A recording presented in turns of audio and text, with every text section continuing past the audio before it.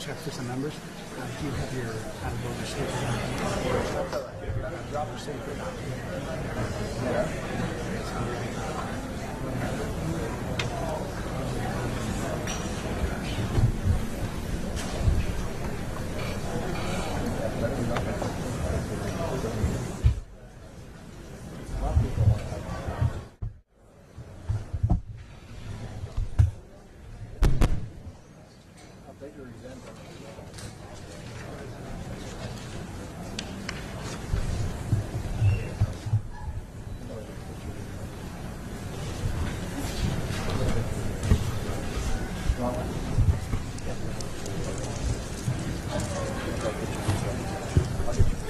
All right, we'll get this show on the road, so to speak.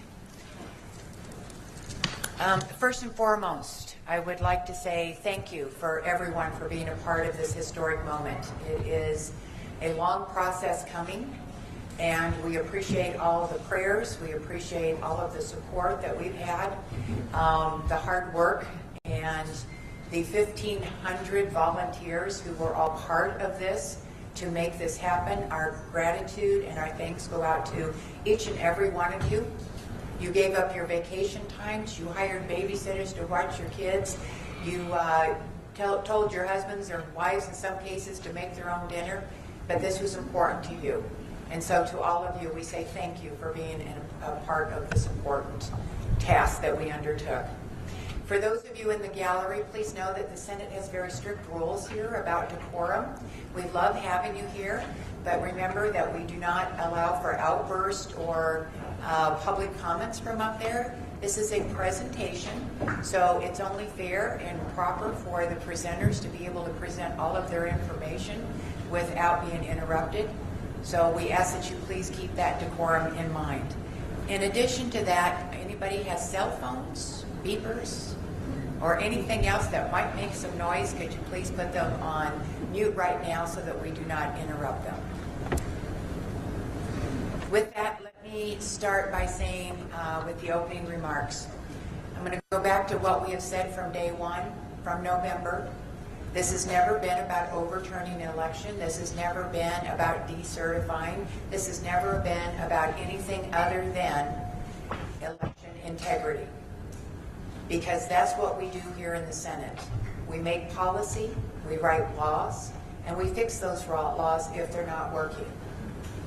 It is the Attorney General's office to enforce those laws. This is our undertaking. If there were any results that came out of this that would have done anything different than what the election returns have said, those are all going to be turned over to the Attorney General's office along with all of the backup information. Our number one goal is to make sure those laws have been followed. Our number one goal is to make sure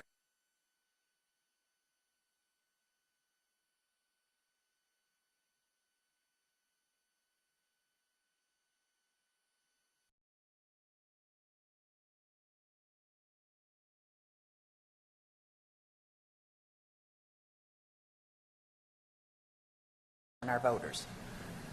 And that's what we're doing. So what you are going to hear, as you know, somebody leaked one of the draft reports out over the last 24 or 48 hours. It was a draft report, so I can tell you what was in that is not entirely exactly what's in the final report. But what was also leaked, that was the first thing that was out there that said that, oh, look, the ballot counts were close to what Maricopa County reported. And that is a true statement. That is a true statement. They were close. Now, I find it ironic that our Secretary of State and a few others have called this a sham audit, that you can't trust it, you can't believe it. Well, the interesting fact is truth. Numbers are numbers. And we've said that from day one. What you're going to see is exactly what it is, the truth. And those numbers were close, within a few hundred. But what you have not seen and not heard yet, which is what you are going to hear right now, what you have not seen and you have not heard is about the statutes that were broken, how chain of custody was not followed. How we had a number of issues, which is why people questioned the ballots and the elections. So I ask that you please keep an open mind. I please ask that you listen to this, because the reality of this is what this is all about, is making sure your vote counts. Senator Peterson. Thank you, Madam President. I would join you and welcome everybody here who's here in person, listening, or watching this historic event. This is the first time in the history of our country that an audit of this scale and magnitude has ever been conducted. It's unfortunate that it is an incomplete audit due to the lack of cooperation and the obstruction from the county. However, in spite of that, this is still the most complete audit that has ever been done. The goal here, as the President has said, is election integrity. Our citizens have demanded it. The importance of our society having faith in the election process cannot be overstated. The number she gave of people who had concerns was significant. But even if it was much less, it would still merit this type of an audit to bring reassurance to our citizens. This report should help the Senate understand what has been working, what needs improvement, and whether further investigation by law enforcement should occur. So I look forward to receiving this report with all of you at this time. Thank you, Senator Peterson. With that, we will start with our first presenter. Our first presenter is joining us via Zoom because he lives on the East Coast. His name is Dr. Shiva. He was the one commissioned by the Senate, and that was because we finally got the envelope ballots, or the ballot envelopes, so we could check signatures or lack thereof, and this was his part of the audit. Dr. Shiva, welcome to the Arizona Senate. How are you today? Thank you very much for having me, Honorable President. Thank you very much. Absolutely. Thank you. The floor is yours. Please proceed. Thank you. Before I start the presentation, this is also accompanied by a report, I just want to make one preparatory remark, and that is, as a follow-up to Senator Peterson, we live in the age of what we call engineering systems, complex systems. Taking an airplane, using an iPhone, self-driving cars. These are highly complex systems, but what are known in the modern world as engineering systems. Our election voting systems are also engineering systems. And I want to thank the leadership of the Senate, the stakeholders, because they've taken a historic step here to bring the same level of engineering systems capabilities to election voting systems. And one of those important attributes is that whether an anomaly, small or large, or insignificant or monumental, it all must be welcomed because from an engineering standpoint, it can only do one thing, which is to enhance the system. So today, as President Pan said, I'm going to be sharing with you a particular area that we looked at, which was looking at the early voting ballot return envelope images. And that's what I'm going to share with you. So let me begin. I'm going to start with the PowerPoint. And I think I need to share the screen with you so I can share it. All right, let me start here. So the title of this talk is Pattern Recognition Classification of Early Voting Ballot Return Envelope. The screen is blank. Oh, it's blank? I'm sharing. Always a technical problem. Okay, let me stop the share and restart again. Let's try that again. There we go. Thank you. That worked. Okay, and so the title, as I said, is a Pattern Recognition Classification of Early Voting Ballots Return Envelope Images for Signature Presence Detection. We're not doing signature detail verification, but we're doing signature presence detection, and we're taking an engineering systems approach. So let me begin I will go through this agenda. We're going to give a little bit of background. We're going to review the Maricopa results. We're going to go through what our analysis resulted in and then compare them and then report on some of the key findings and anomalies and then also raise questions for Maricopa officials and then propose some recommendations. So the executive summary of this, to sort of summarize the whole talk here today, or the findings, is that the early voting ballot, the return envelope, you really want to think about that's really the protective vehicle by which the EVB, which is the early voting ballot, is transported and processed. And the authentication, the verification of the signature on the EVB return envelope is critical to reliability of the entire process. And our audit reveals anomalies, raising questions on the verifiability of the signature verification process. So let's begin. So a little bit of background, you can read more about it, but I was selected, and I was honored to be selected because my background for more than 40 years has been in the field of pattern recognition and classification, particularly system science, and it goes back a long period of time. But just very briefly, you know, in this field, you look at reality. In this case, we're looking at the electronic, the election voting, the early voting ballot system, and then you try to model it. That's typically what science and engineers do. For example, for many years, I looked at how babies were processing sleep and trying to understand their system of looking at sleep patterns. Same in the area of deaf-blind communications. Again, you have the reality, you have signals. Same in the area of looking at a bridge, and you get signals from it. Based on the signals, you're trying to predict what's going on in that bridge. And same if you look at an aircraft wing, without having to open it up, you look at these signals, and you're trying to predict what's going on. And for many years, we did a project on looking at handwritten bank check numerals. And these different areas, including email, looking at what's inside of an email as a system, these are all pattern recognition problems. And in fact, if you look at food, trying to figure out, will this food cause different kinds of diseases? But the reality in this area is you're looking at the particular real world, and you have a model. You can look at the heart, you can look at the cardiovascular system of that, and you can say, hey, I have some states of this system which are normal signals, and some states which are abnormal signals. So in this case, what we're looking at is we have the early voting ballot system, and we have the early voting ballot return envelope images. These are the signals that we received to try to figure out what's going on inside that system. So you have the reality of what took place, and you have the expression of that which is embodied in those images. And this is what one of those images looks like. You have an image, you have upper left the name of the voter, and here you have the signature. And we were asked as a part of the scope of this audit not to look anywhere else, but to look in this signature region and to look to see if there was a normal state, a signature there, or the abnormal states, blanks, split into two, and I'll talk about more in detail, a complete blank or a likely blank, or what we call a scribble. A scribble is something trying to get into the direction of, hey, was this signature even valid? Okay? And it's a very, very rudimentary step we took, not full signature verification. All right. So, early voting ballot system, and you have these images. So, before we head into the actual process we did, let's look at the reality of what took place.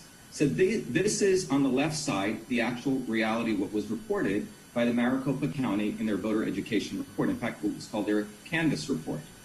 And what we see here, if you look carefully, here are the numbers that they reported from 2016, but more importantly, we're concerned about 2020. And in 2020, one of the lines in their report is called the early ballots verified and counted, which has 1,915,487. And the rejected early, which are these numbers, are the ones that were not included in the final count. Bad signatures, which means they went through a signature verification process, and out of that, 587 out of the 1,918,463, which is all of them, were deemed to be bad signatures. And the way we get this number is you take all of the ones that were verified and counted, the ones that were bad signatures, there were some which were no signatures, which were blanks, and then late returns. So to be clear, according to the report, this was a total number of early voting ballot return envelopes received by Maricopa County. To make it a little more clear, we have 1,918,463 total unique EVB return envelopes, of which 1,455 were found to have no signatures. And at the end, there was and an amount of 1,917,008 was ready for signature verification. And as a result of that, 587 were found to have bad signatures. Now, in signature verification, it's a detailed process. You can read the report, but counties vary, and Maricopa is considered, along with Florida, apparently have one of the better signature verification processes. But according to that, out of the entire lot of 1,918,463, 587 after this verification process, where someone looks at the signature and they look at the voter registration signatures, and they're doing typically what's called a 27-point analysis. So 587 were found to have bad signatures, 934 with late returns, for a total amount which matches with what was reported of 1,915,487. Okay, so this is Maricopa's reported results to the public. The scope of our audit, I'm going to go through the scope of this audit by also going through the process, so they'll be somewhat educational.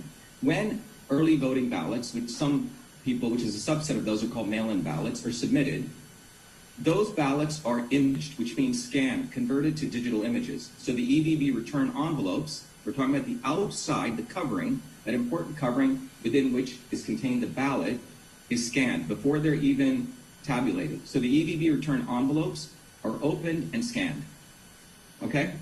And those create images. In fact, there are 6 different kinds of EVB return envelope formats. Let me walk you through some of them. And here's sort of a little bit closer, but let me walk you through some of them. So this is a majority of them. We've called them the standard image files. This is for our lingua franca. This may not be the standard language, but for the purpose of this presentation. So this is one way that they look. There are also another set called UCAVA image files, and there's 3 different kinds. Here you have the signature here, the date here, the name of the voter here. Another version of that is a little more complicated. It's more of an affidavit. The signature's here, the name of the voter's here, and obviously we redacted stuff for privacy. And a third type of the UCAVA is type C. So you have UIF A, B, and C. All right? Then finally, we have large print image files, LIFs, and these are for people who have trouble seeing. So the instructions, everything are larger. And then finally, you have the Braille format. So again, 6 different image formats that we had to process. Let me walk you through the counts that we got. We got a drive with all of these images on them. The SIFs, which was the first one I showed you, there's 1,919,598, which is about 99.5%. The UIFAs, 8,849.459%. The UIFBs, 277.014%. And we go to the UIFCs, which are the affidavits, which the small set, which are 0.001%. And then finally, we have the large formats, which are 475.024%, and the Braille, about 29 of them, 0.002%. And that added up to all of them. So for the audit, we were provided by the Arizona State Senate 1,929,240. And these were apparently all the EVB return envelopes that Maricopa County got. Okay, what we noticed when we looked at this, which was fascinating, our first interesting, I guess it wasn't an anomaly, but something we were a little bit surprised because we thought the duplicates would have been removed, but there were duplicates in here. So we had to remove duplicates. So out of those set, there were duplicates. So these were the duplicates. We found about 16,934 voters who had submitted 16,934 2-copy duplicates, which means each of those voters submitted 2 ballots. Okay, 2 return early voting ballot return envelopes. Interesting enough, we also found another 188 voters, unique voters, who had submitted 376 duplicates. So the total image count was 564 once you remove the duplicates, right? Because you want to take one of them. And then finally, we found also 4 individuals who submitted 12 duplicates, total images being 16. So the total duplicates was 34,448, total images of which 17,322 were duplicates from 17,126 voters. This was, by the way, we'll get to, it was not reported in the report. So when you look at the first level of analysis on the data that we got, 1,929,240 EDB return envelopes received, we subtract out the duplicates, and then we have 1,911,918,000. Okay? So the process that we were really commissioned for was to do a very basic analysis to see, is there a signature there or not? Signature presence detection. So in that process, again, the goal is there a signature there in the signature region? Interesting enough, some people don't follow instructions, they write all over, but it wasn't our job to go scan everywhere. Our job was to look in that signature region. So again, specifically, we looked in that signature region. One category of the signature region has a signature, another category is blank, likely, blank, and scribble. And just to keep it real simple, it was a very simple classification. If it's 0% non-white pixel density, which means nothing in that area, it's a blank. If it has a little bit, 0% or greater, but no more than 0.1%, like this example here, we put it into another category just for early classification purposes. We called it a likely blank. And then if it was greater than 1% density, greater than 1%, or that was denoted, as scribble. And what's interesting, in anything over greater than 1%, by the way, this should be 0.1% to 1%. Slight mistake here. So this is greater than 1%, okay? So let me repeat, this should be greater than 0.1%, less than 1%. Please correct that. And this is greater than 1%. All right. Then what we did was we did a distribution curve. We looked at all of the ballots, and we did a distribution of pixel densities, just to give you an idea of how liberal we were in accepting something as a signature. So if you look at this, it was only this little area here, which is between 0.1 to 1%. That's a definite non-white pixel density. That's a scribble.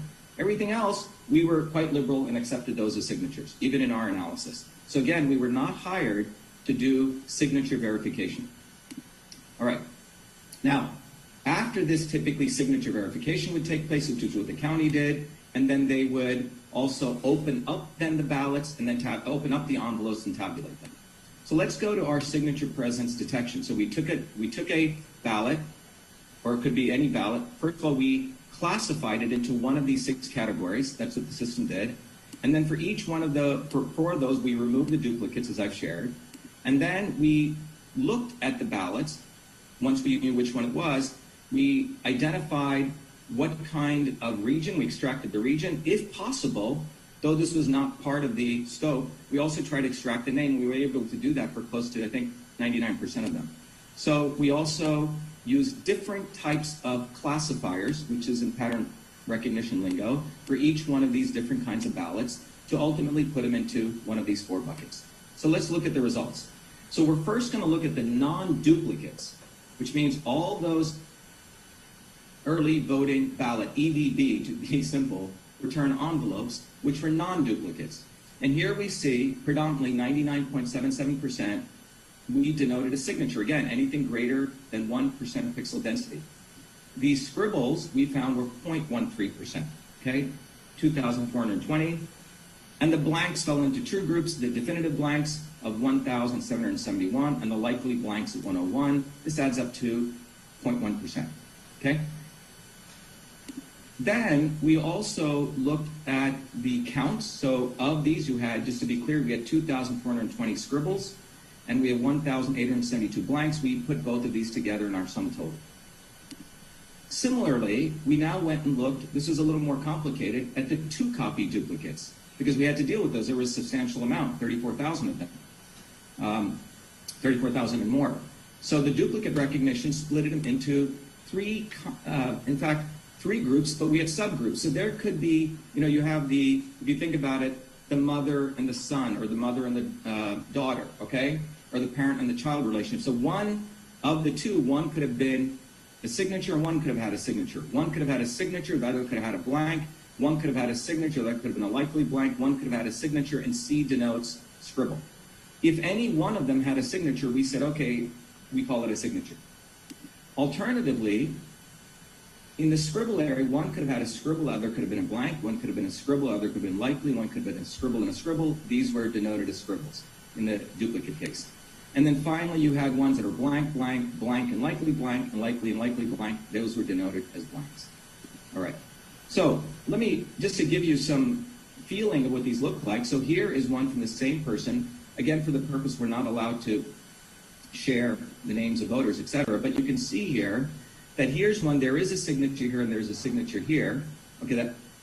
But they are both the same. So these are both signed. So 2 ballots, both signed. Another example is one is signed and the other is a blank, a complete blank here. In fact, in the signature region is what we're concerned with. Another is signed and the other one's a likely blank. It's got some stuff here. So ECHOMEL categorized it as a likely blank. Here's an example where you have a signed one, but you have a scribble over here. Okay? And then here we have here you have a scribble, but here you have a blank, but it has been verified and approved. And we'll talk about this later. We'll come back to this. Here you have one that's a scribble, a little bit, some stuff here, and a likely blank. And the one with the scribble was approved. Here you have 2 scribbles, and one of them was approved, the exact same ones. And here you have one with a blank, and this blank has been approved. And here we have one which is a blank, and a likely blank with a little dot over here has been approved. And similarly over here, we have a signature and a likely blank, and again, the likely blank is being approved. And here's an example of a 3-copy one. We have 3-copy duplicates, all are blank. And we'll come back to showing how if they were approved or not. And here's an example of 3-copy scribbles. All right, so that gives you an understanding of the flavor of these, the analysis we had to do of these 2-copy duplicates. And so on those 2 copies, we categorize these ones in green as signatures, the ones in red as scribbles, and the ones in blank as, black as blank, the ones in red as scribbles. So again, you have for 2 copies, 16,934, and these are the counts on that. So you have 155 scribbles from the 2-copy, 45 blanks from the 2-copy. Interesting enough, we also had 3-copy and 4-copy analysis we had to do. I'm not going to go into all the details of this, but there were also 3-copy and 4-copy duplicates. There were 2 sets of 3-copy which were blank. 2 sets which were scribble, 5 which were blank. So now we do the totals calculations. So if you add the non-duplicate blanks, 1,872, 2-copy duplicate blanks, 45, and then 3-copy duplicate blanks, you get 2, so 1,919. Similar if we do the scribbles, 2420 for the non-duplicates, 155 for the 2-copy, 5 for the 3-copy, we get 2,580. So our net results state that we received 1,929,240. The 17,322 were removed to get this many unique return envelopes. And then we subtracted the non-signature and what we call scribbles to come up with a total of 1,907,419. So this is what we would have sent to, in this analysis, should have gone to signature verification. Now let's do the comparative analysis, which is looking side by side what ECHOMEL uncovered from the audit and what Maricopa had. So how many EDB return envelopes were received? Well, in the disk drive that we received, this is the number, but we don't know. In fact, it's not reported in the Maricopa report how many actual return envelopes they received. The duplicates, we have 17,322, which will be subtracted. This is unreported. So when you compare the unique EDB return envelopes, what you find is that Maricopa has 6,545 more than we have in the possession of those image files after you remove duplicates. Now we go to the signature presence detection. We discovered 1919 no signatures. They reported 1455. So in this case, we have 464 more blanks. In the scribbles, they don't have a scribbles category, and we'll discuss that. If we start thinking about these scribbles as potential bad signatures, we'll get some insight. But at the end of the day, what went to signature verification at Maricopa was 1,917,008, which is 9,589 more than we would have sent pursuant to this analysis. They also had bad signatures and late returns, as we talked about. Okay. Now, I want to go to the key findings and anomalies. You've seen the process, you've understood the methodology, we've gone through some detail. Let's go to the highlights here. So these are the key findings, and I'm going to go through each one of them. One of the key findings is it's unknown how many EVB return envelopes were originally received by Maricopa. We had 34,488 duplicates from 17,126 unique voters. It's actually duplicate images. Maricopa reported no duplicates in the canvass report. We have 464 more no signatures, between blanks, than that were identified by us versus Maricopa. Maricopa has 6,545 more unique EVB return envelopes. This is what's interesting. If you consider our scribbles, again, a very, very low tolerance and pattern recognition, having done this for over 40 years, you know, we could have used like 36 features. We used one single feature, pixel density. We would love to use more features, but just using that one feature at a very low threshold is key here, we've identified 2,580 scribbles, which would have assumed they're all bad signatures. Maricopa identified 0.031%, which is what that 587 represents. This actually represents 4 times that. We'll come back to that. Finally, Maricopa has 9,589 more net EVB envelopes that was submitted to signature verification versus what we have. And what we're also going to see shortly is that we're going to see that we also saw through further analysis a 25% surge of duplicates in the last 6 days between November 4th to the 9th. We also saw some very interesting other anomalies where blanks of duplicates were being stamped, verified, and approved. We also saw stamps of verified and approved in blank signature regions, and I'll share with you those. What's more interesting, I would consider it's potentially a critical anomaly, is that we saw the verified and approved stamps appearing behind the envelopes. And I'll show you this. It's almost as though it was imaged on there, or I don't want to say, you know, Photoshopped, but put on there. But it's quite fascinating. I'm sure there's some explanation for this. And then finally, we have cases where we have 2 different voter IDs having the same address, same phone, same name, with matching signatures. So let's go look at some of these anomalies a little more graphically. Anomaly 1, Maricopa reported only 587 bad signatures. To give you some idea, that's 0.031%. And for people who didn't really like math, I thought I'd make it a little more pictorial.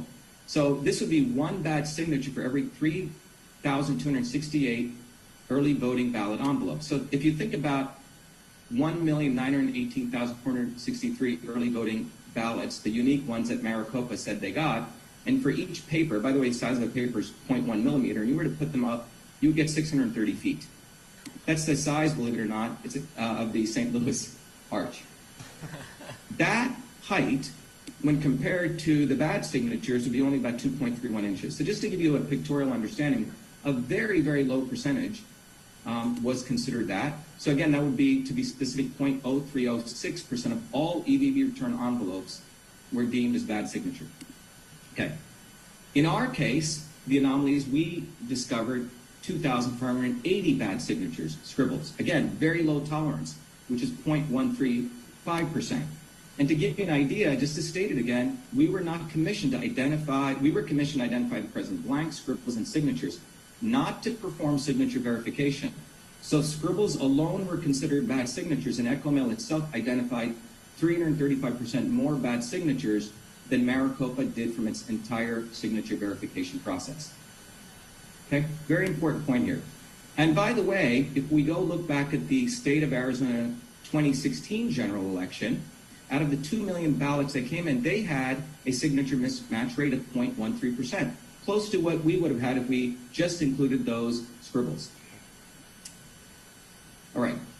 Again, just to restate, the scribbles are a very, very low threshold. We were not asked to do signature verification.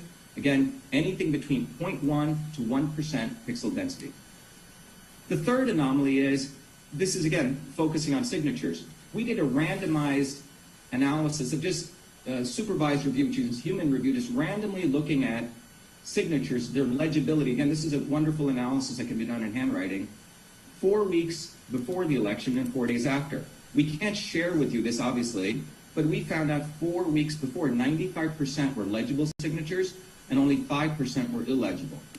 But 4 days after, 5% were legible, 95% were illegible. If I were to do a heat map, again, this is a representation, it would look like this, where the red represents illegibility and the green represents legibility. It would look like this if you wanted to visually do this. And if we had more, if we were commissioned to do this, we could do this. But you can see a marked difference between legibility. There could, again, be an explanation for this.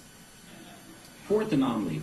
As the EVBs, which means the electronic voting ballot, I couldn't put the word envelopes, but I think you get the idea, increased by 53% in the general election from 2016 to 2020 in Maricopa, bad signatures decreased. Let me explain what I mean by that.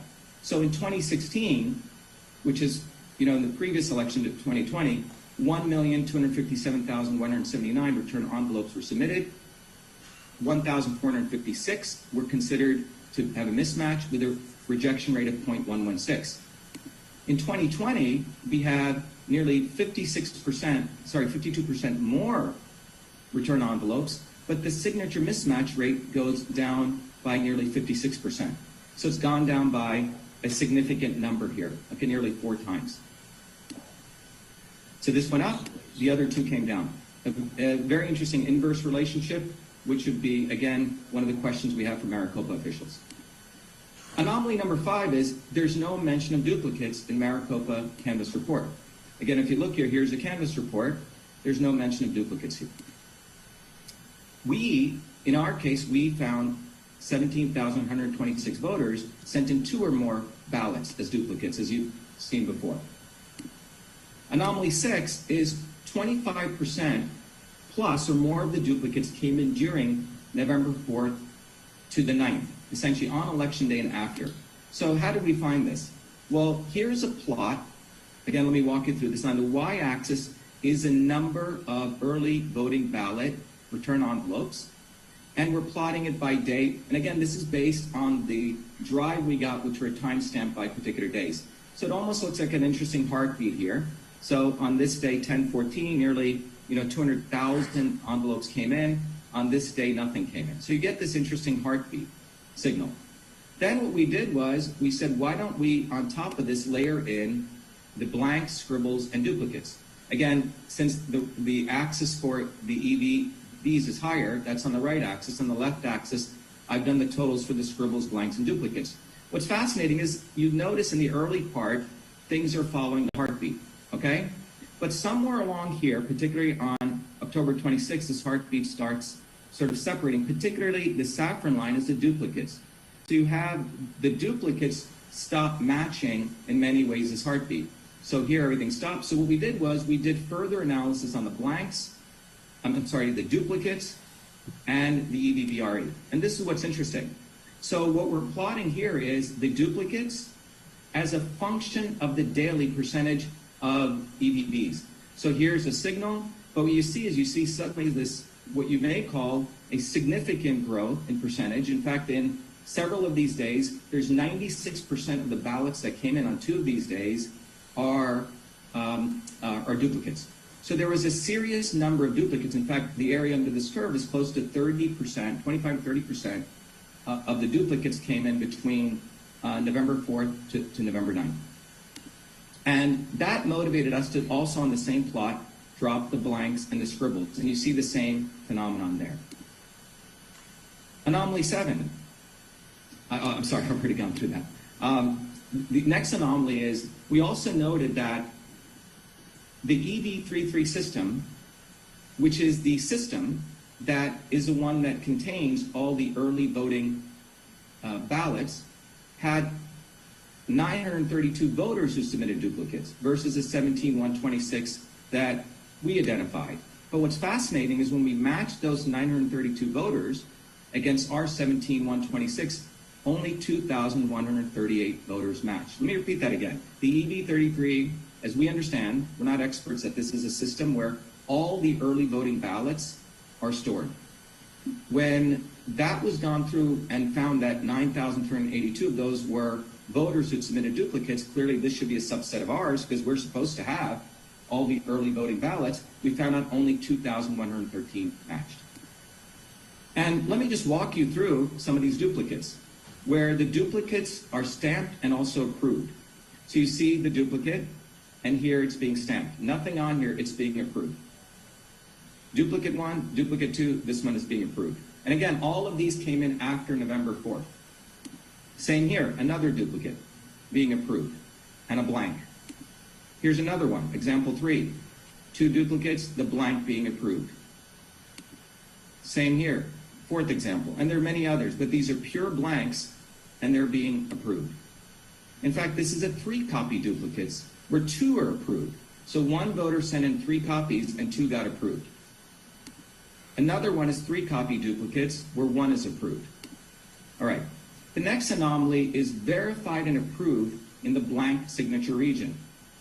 So what do I mean by that? So this is blank, but the verified and approved is appearing right in the blank. And this is process issues which we'd love to get answers to. So same thing here. Same thing here, the verified and approved is right there. And then finally, this is an interesting anomaly where we have 2 EVBs where people have the same voter ID, same name, address, and phone number with matching signatures with 2 different voter IDs, okay? So we had to redact this, but imagine if you could see this, there's a person's name here and address, which is the same as the name and address here. Very similar matching signatures, same phone numbers, but they have 2 different voter IDs. So we repeat again, 2 different voter IDs, same name, matching signatures, as if you looked at them visually, same phone numbers. And another example here. Actually, there's 3 examples here. Another person here, we call, by the way, there's not a person called John Doe. This is a, just to protect the innocent. And this is Jane Doe, again, matching signatures, same address, same phone number, but 2 different voter IDs. Same here, 2 different voter IDs, same address, same name, we don't have a phone number here, etc. So we have 3 examples of that. Then finally, the last anomaly I want to show is where we saw something fascinating is where the verified and approved stamp, and you have to look at this carefully, it's occurring behind the envelope triangle. Let me explain. So if you look at this carefully, this is an image of an envelope. Here is a triangle, which is pointing people to print here. Now, you would think if it was stamped, this stamp should be over this image, but it is actually behind the triangle. All right? And you see it here again, close up here. These are all different ballots which were approved post-November 4th predominantly, where the image of the verified and approved is behind this. Now, maybe this is done for a good reason. Maybe it's an imaging technology, but typically you could, if you use Photoshop, you'd have layers, but I don't want to even accuse that, but I just want to say that it is interesting that the verified and approved is behind the envelope here, the envelope triangle. All right. So, again, there's some examples here. So questions. These are the questions we have for Maricopa officials. One is, did Maricopa receive any duplicates? Again, I've gone through. We have in our possession 34,448 images representing 17 duplicates from 17,126 unique voters, 2-copy, 3-copy, and 4-copy. The word duplicate does not show up as a keyword in their report, but it would be interesting to know if duplicates exist. The second one, is there a reason that EchoMail has no signatures than reported by Maricopa? Is it because we solely analyze only the signature region? And if not, why? The next question is, why did EchoMail detect more scribbles and Maricopa's reporting of bad signatures? Again, this comes to the point which I probably emphasized enough here. But if our scribbles at that less than 1%, 0.1 to 1% pixel density were considered bad signatures, that is significantly more, 3 to 4 times more than the Maricopa's 587 bad signatures.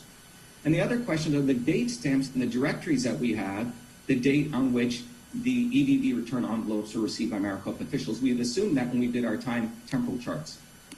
And then finally, why does the approval stamp, verified and approved, appear to exist only on a small subset of the EVB return envelopes? Out of all the 1.9 million, that verified and approved, we find most of them exist after 11/4, after election day, but very few sprinkled. So out of all those envelopes, our initial supervised review reveals maybe 10% have this stamp on them. The other thing is, did Maricopa stamp some EVB return envelopes as EVB approved, even though signature is blank, since they found a signature elsewhere? And that would be good to know. But how did they do that? What is the adjudication process? Finally, all of this leads to a very important set of things from an engineering standpoint. What is the standard operating procedure? We call it an SOP for the EVB processing. If in any engineering system, you have the SOPs. Because again, we're relying on this very, very important process of the signature and its verification. What is the SOP for the signature verification? And what is the SOP for curing of questionable signatures? And finally, what is the chain of custody? Talk a little bit more about that. And the last set of questions is, why was there a sudden surge of duplicates during 1104 to 1109, which is incongruent with the trend we were seeing with the early voting ballot return envelope counts?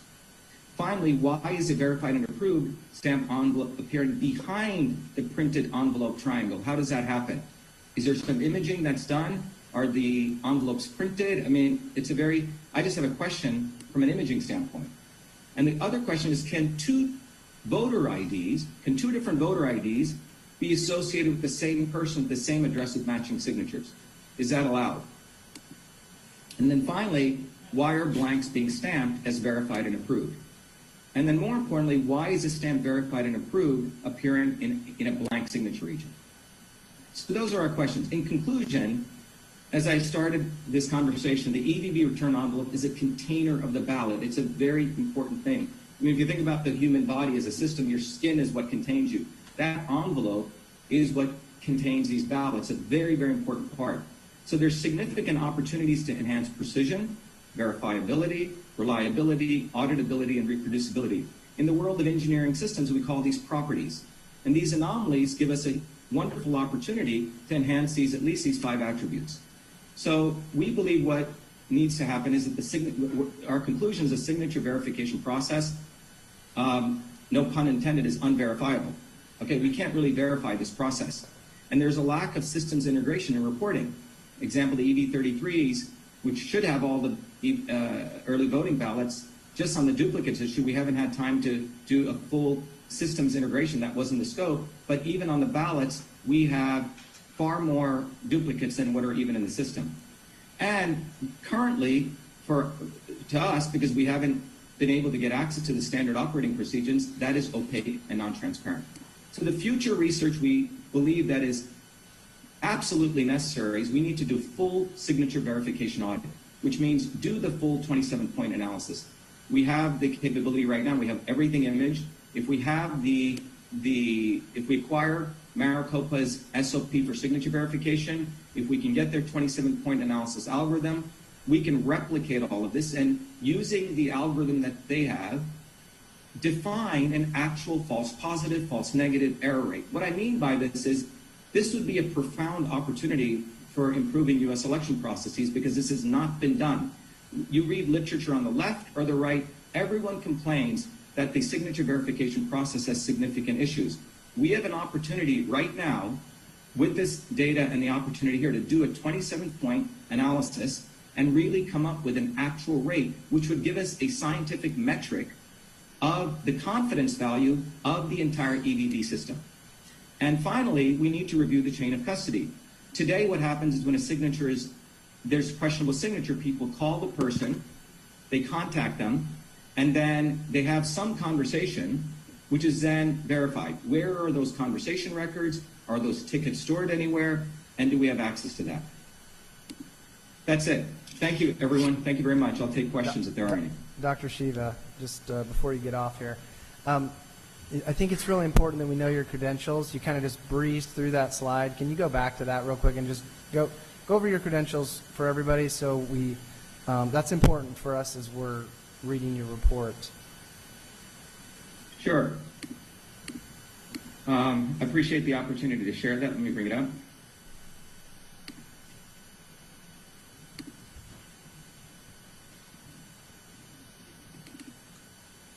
So let me just give you a little bit of my background. I have 4 degrees from MIT, a PhD in biological engineering and what's called computational systems biology, which is all about doing computation, recognizing patterns. My master's is also from the MIT Department of Mechanical Engineering, where I did computational wave propagation to look at a very important area of pattern recognition called non-destructive testing, where you're looking, you don't want to actually open up a bridge or you don't want to open up an aircraft wing. You're sending signals in and you're classifying them. My other degrees from the MIT Media Lab in scientific visualization. My master's, where I also use these same techniques to do some of the earliest complex visualizations for classification. And my bachelor's is in electrical engineering and computer science, also from MIT, where I built for that one of the first cardiology systems for doing pattern analysis cardiology signals. But beyond that, my focus for 40 plus years has been in this field of pattern recognition and classification in biology and medicine, engineering, aeronautics, civil, electrical, banking, and finance, military, across a range of areas. Handwriting recognition on bank checks, email analysis. In fact, as a graduate student, I was the only graduate student asked to participate. I won the White House competition for automatically categorizing the White House's email. This is 1993, when email was becoming a consumer application, prior to when it was a business application of the email that I created back in 1978. 1993 was when email actually became a consumer application. The Clinton White House was getting tons of email. They wanted to automatically analyze it. I ended up winning that, left MIT, took a 10-year hiatus, and built EchoMail for pattern analysis and recognition of emails.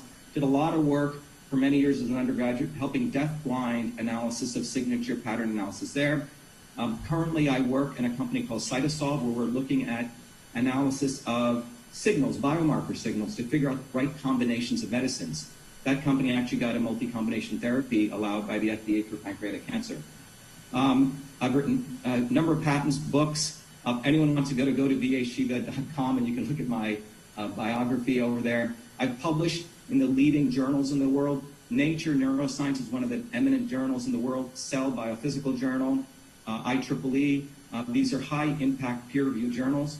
The U.S. Copyright Office delivered me the first copyright for the invention of email. I'm a Fulbright scholar, a Lemelson MIT finalist. I won one of the earliest Westinghouse Science Honors Award, was a nominee for the National Medal of Technology and Innovation. And I've been invited to give distinguished lectures at the National Science Foundation, NIH, FDA. In fact, in November 19, I delivered the prestige lecture on the immune system, an invited lecture at the NSF, where we discussed the immune system. And several years ago, MIT had me deliver their Presidential Fellows Lecture. Thank you for sharing that. You've raised a lot of very important questions for us to get answers to. Thank you, Dr. Shiva. Your report was extremely insightful, and considering the fact that we only got the envelopes just a few short weeks ago, we appreciate you dropping everything, all of your other responsibilities, and jumped on this right away so that this could be accomplished by today's hearing date. So we appreciate that very, very much. Thank you, Fran. I also want to thank Doug Applegate and Phil Evans, two of my colleagues at EchoMail and the EchoMail team, and particularly all the stakeholders. And again, I want to thank the courage of the leadership of the Arizona State Senate. This will go down in history as one of the most important engineering events, not just an election event. It will go down as a very important engineering event for the engineering systems of election voting systems. So I really appreciate the opportunity, and I'm very honored to support this effort. Thank you. Thank you, Dr. Shiva. And for everyone in TV land or whatever, these reports all will be made available in their entirety. They'll be uploaded on the website as soon as we can get them uploaded, so you can see all of these. Personal information. And the personal, yeah, just make sure that the redaction that you saw was any personal information. We tried very hard to make sure we complied with the court order and make sure anybody's names, addresses that were on there was not available to the public. However, the unredacted version will go to the Attorney General's office so he can seek further investigation on these anomalies. Thank you, Dr. Shiva. Thank you very much. All right, thank you so much. And just also a note, it was interesting, we had received a lot of emails, affidavits, you name it, from people that actually worked at MTech and at the polls, and that they had told us that when it all started, what is it, 27 or 29 points of signature verification, 27, thank you, that's what you're supposed to do, is 27 points of signature verification. and at some point it went to 20, it went to 10, and towards the last few weeks we were told that they were told, just stop checking signatures. We've got to get this done. So what he's showing us here does in some sense correlate with the things that people had told us, so for what it's worth. Okay, let's go to Doug Logan, Cyber Ninjas. You are going to give us your report, and would you please give us just a tad of your background? Sure. So I'm Doug Logan. I'm the CEO of Cyber Ninjas. I have done cybersecurity work for a lot of major organizations, including Bank of America and JP Chase. I've done a decent amount of work in the federal government as well. I hold the Certified Information Systems Security Professionals, or CISSP. I also have GX, Web Application Penetration Tester, and GX Certified Incident Handler. I am listed as, I am actually an expert on the Antrim election case, and I have a report that's actually published associated with that. It's publicly available from Matt DePerno's website. And I have, of course, been running this audit for the last roughly 5 months. Mr. Logan, could you pull the mic, or could you get a little bit closer to the mic, please? Is that better? Okay, awesome.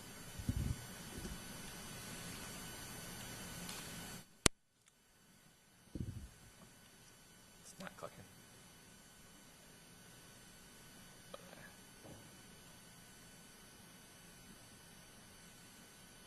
There we go. So I just want to start with an overview of what we actually accomplished here, because this is an audit like we've never had before. And involved, as you mentioned earlier, Madam President, involved over 1,500 people. And based on our calculations, it was actually more than 100,000 hours put in place. As you can see up on the photo right now, this is an example. This actually happened in the evening one of the days. So this isn't even a full group of everybody.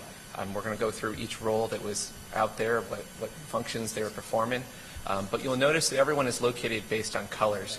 That helped us keep track of where people were and make sure no one was out of place, and help us make sure that we both secured and maintained custody of all the ballots at all times. So again, it was 2.1 million ballots that were processed by hand. That include both tallying and paper examination. Over 1,500 people and like 100,000 hours. Now, security was something that was extremely important with everything that we did here. We had multiple layers of security. We actually had an external perimeter that was maintained by the Arizona Rangers. So as you came in, they would validate that you're on a list of individuals in order to be able to get in. We also had an interior checks, so that as you walked through the door, you came up to a desk where you were both checked for COVID, and validated to be on the list, made sure you had a badge, and all those things to make sure that you were someone that was supposed to be there to even be in the building. All the ballots and election equipment were stored within these cages, and anytime they ever left the cage, they were actually signed out by an individual. So we have a complete signed record of every individual that came and picked up every box. So someone took over custody of that box. We actually had individuals called runners, and they would run it from the ballot corral, and they'd take it over to whatever table they need to go to. And that individual would then sign the box over to the table manager at the table that would then utilize it to process it. So at no time was a box of ballots or individual ballots outside of the care of someone's specific authorized care who has to sign off of it. In fact, we actually had 24/7 video surveillance on everything at all times. In addition, you'll see this lovely police officer. They were actually there 24/7 as well, and they were always within sight of the ballot corrals or where we had the election equipment stored. We had police officers at both locations, always maintaining and always making sure that the ballots and the equipment was 100% secure, and that nothing could happen to them. So this is one of our tallying tables. What you can see in the middle is actually a lazy Susan. You'll notice that there's 3 counters around the table. There's someone who's actually at this table, they're loading, and someone who's unloading.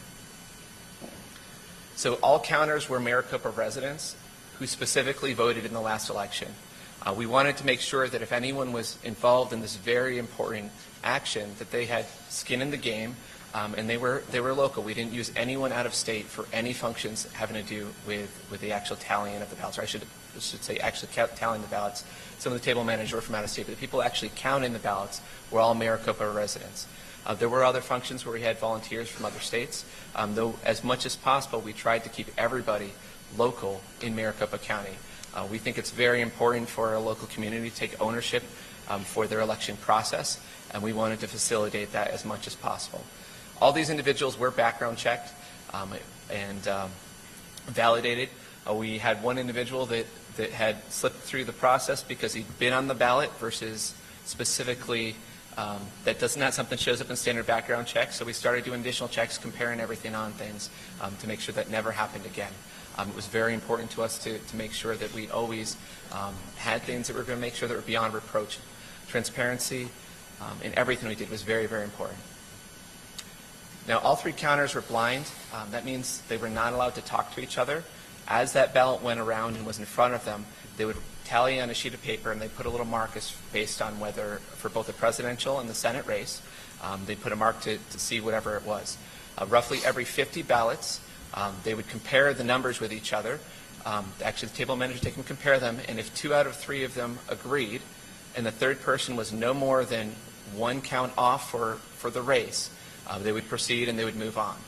If there was any more discrepancies beyond that, they actually had to stop.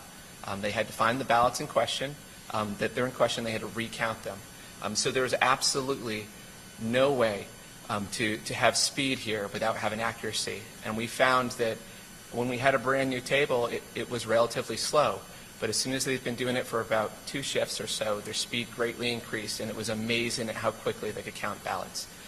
In the very beginning of the process, in our first 3 weeks, our fastest, I think our most ballots we ever counted was roughly 30,000. When we came back and had more of a full shop, I think at our peak we did over 150,000 ballots in a day, and we're routinely doing over 100,000. So the speed, like I said, greatly increased, especially as we work through this.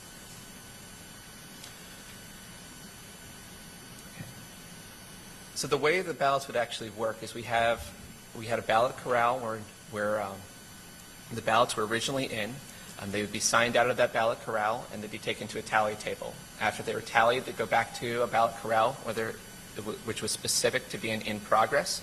And then when we had our paper examination tables, they were ready for a box of ballots. That's where it came. It came out of the in progress.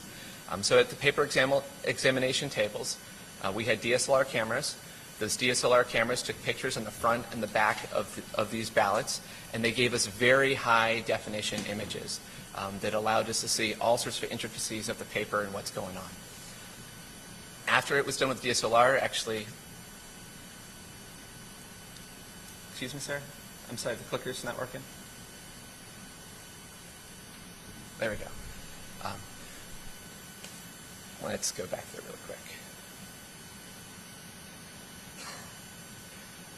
So once I went into the microscope stands, we had 4 microscopes. They were taking images of the magnified image, and that was over a number of different places. That included the presidential oval to take a look at how that was filled out.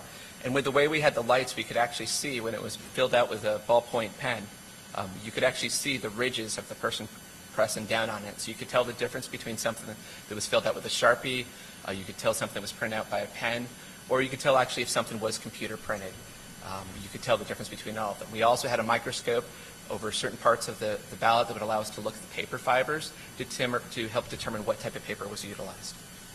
Now, when we were done with this, we actually had over 140 terabytes of data just from the paper examination alone. So we had massive amounts of data. In fact, with our camera footage and everything,